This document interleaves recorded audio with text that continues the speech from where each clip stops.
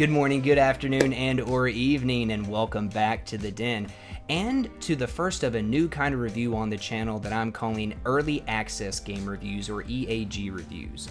Now, Morecat, you don't like the early access trend, so why are you doing an entire kind of review on early access games only? Well, early access games sometimes get finished, sometimes they come out as planned, sometimes they are everything that we wanted, and sometimes we just get some plain old stinkers or scam games. And I've put out a couple of early access reviews on the channel before, a day in the life reviews, and well, one of those games didn't land the greatest at first and turn things around, and the other one didn't come out when they said they were going to be coming out, and I feel like I got a little rug pulled and a little burned. So, the first early access game we're going to be reviewing is Schedule 1. What is it? What do I think about it? And what do you do in it? Find out in this review.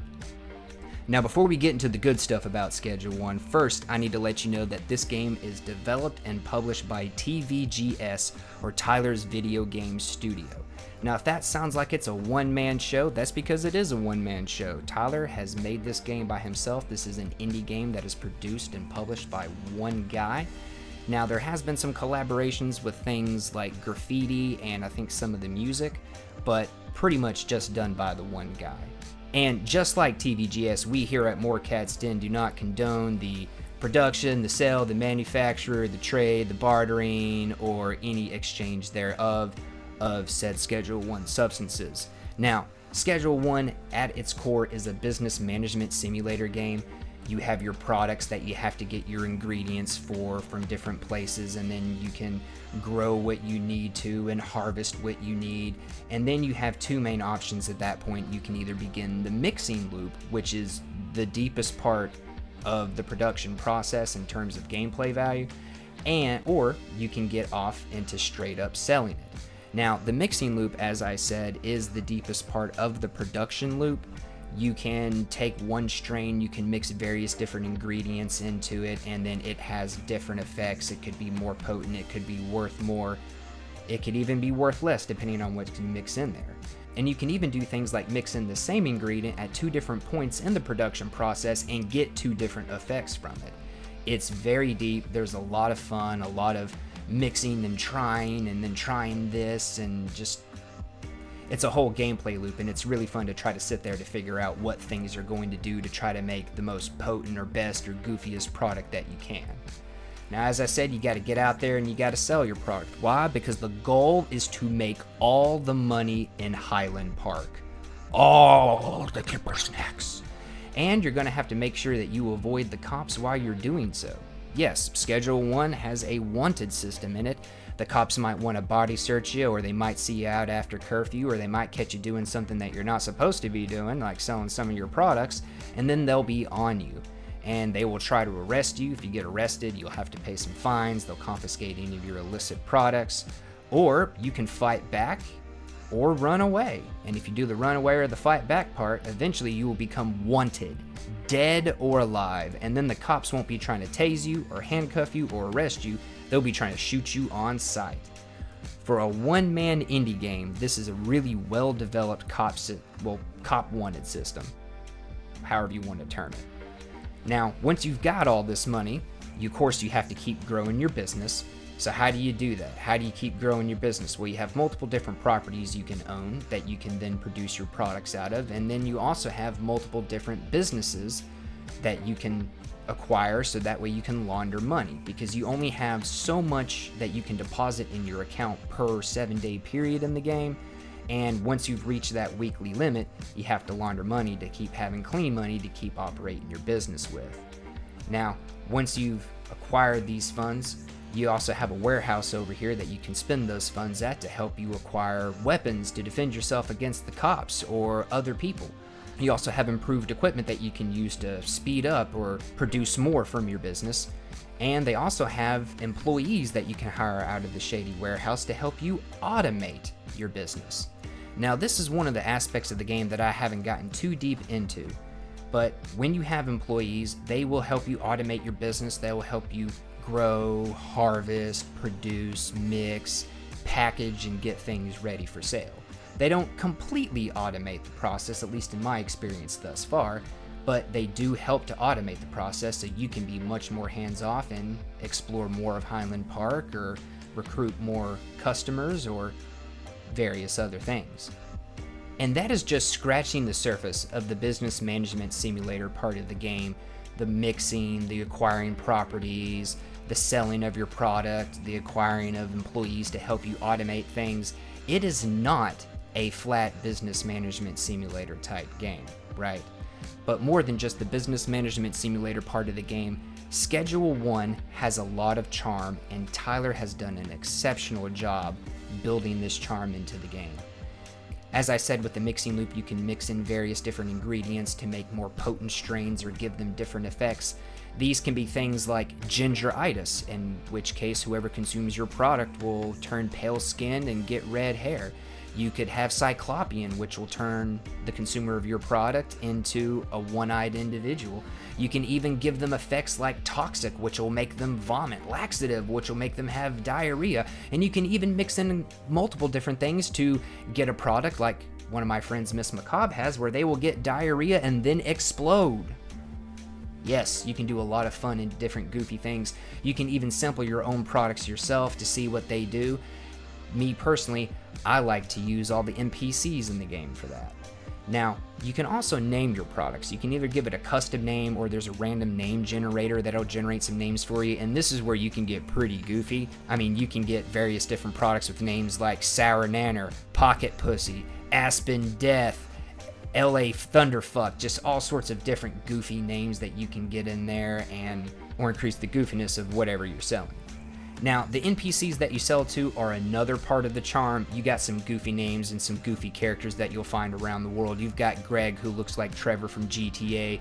You got Geraldine Poon, who always seems to like to order a bunch of whatever you've got. You've got Mrs. Ming that runs the Chinese restaurant. You've got Peter Fowl that you'll see running around. You've got Mick Lubin that runs the pawn shop. All sorts of various different little goofy characters, each with their own style and a name to match.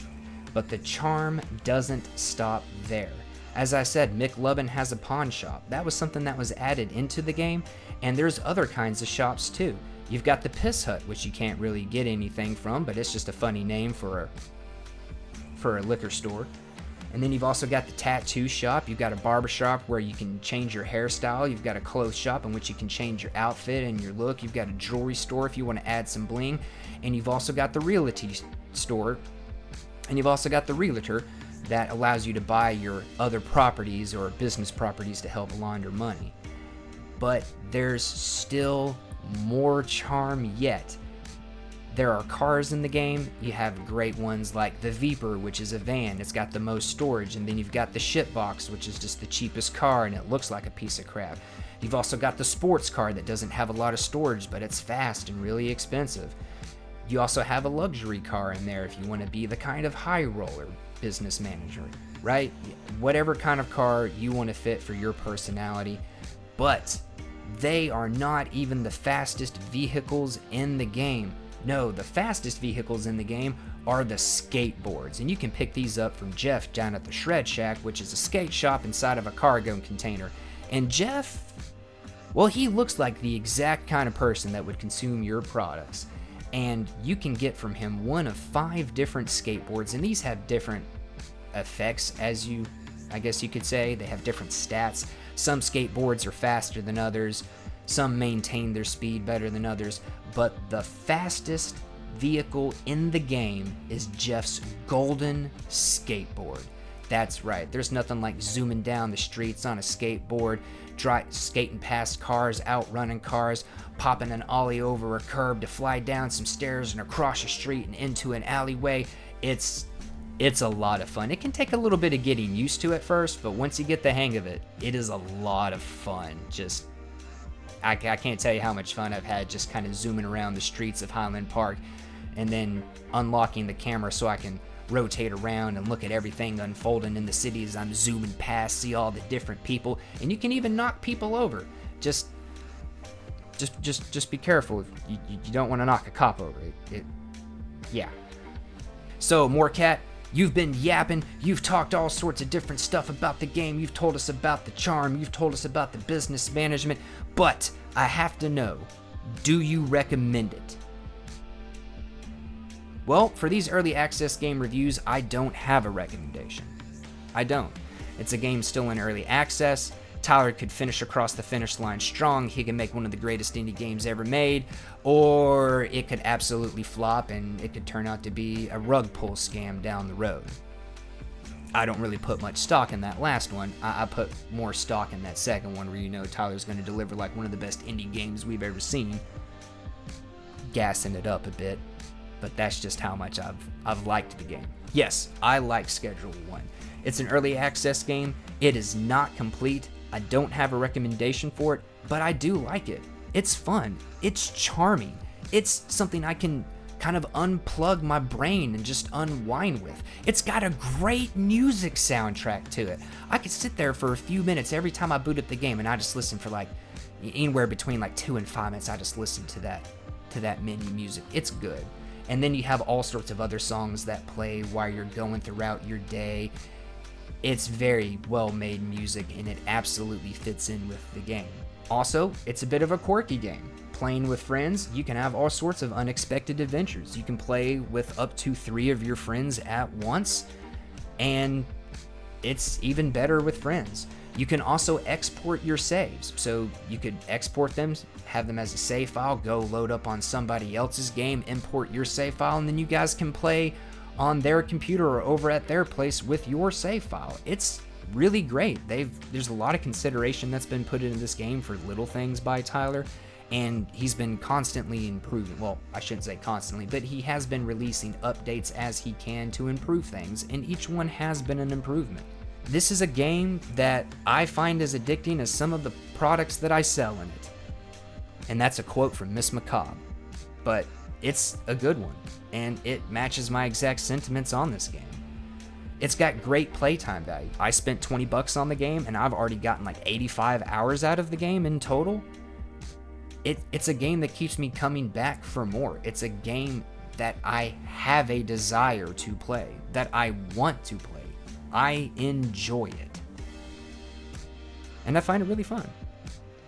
Now, if you're curious whether you might think that this is good, or if you like the gameplay you've seen here, or you've seen some other YouTubers or other reviews, you can check out Schedule 1 yourself for free. Oh, what's that? How, Morecat? How do I check out this thing that you've been sitting here talking up and saying that you like and you find fun and it's a great indie game and it was worth the money that you spent on it? Where can I try this for free? Well, all you have to do is you have to hop onto the Steam store page for Schedule 1, and you'll need to scroll down a little bit. I do recommend checking out the trailers.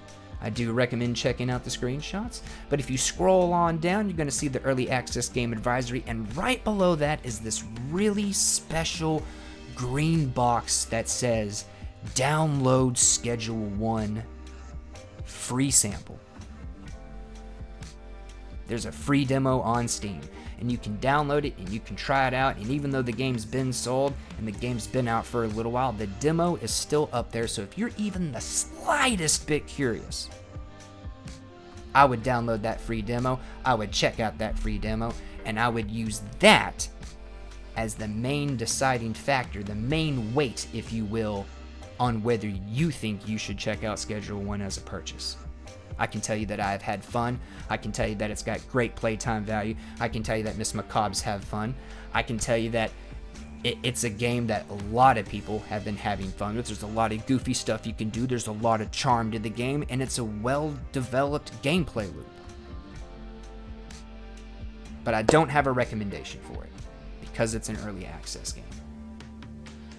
And that is all I have on Schedule 1. And thank you for coming out and for some of your watch time. Thank you for checking out my early access game review of Schedule 1. I hope you found it informative, and I hope that that free demo gives you a means to check this out and see if it's something that's worth your time and money. But let me know in the comments down below what you thought of Schedule 1 if you've played it. How much fun have you had with it? What do you think of the mixing loop? What do you think of the charm in the game? If you haven't played Schedule 1, I would be extremely interested in getting some feedback on this review. Usually I have an outline, I have a script, you know, I've structured things in some way. I don't really just do completely off the cuff unscripted like I have here today, so I would be interested to know what you thought about the review in the comments down below. While you're down there, hit that subscribe button so you don't miss more reviews and other content from me, and also hit that like button because it really helps out the reviews. Now, I hope you guys found the information about that demo very interesting, and I hope you at least check out the demo so you can see Tyler's awesome work. But whether you do that or not, whether you hit that like, that sub, whether you leave a comment or not, and you guys know that you should, I hope all of you have a wonderful rest of your day.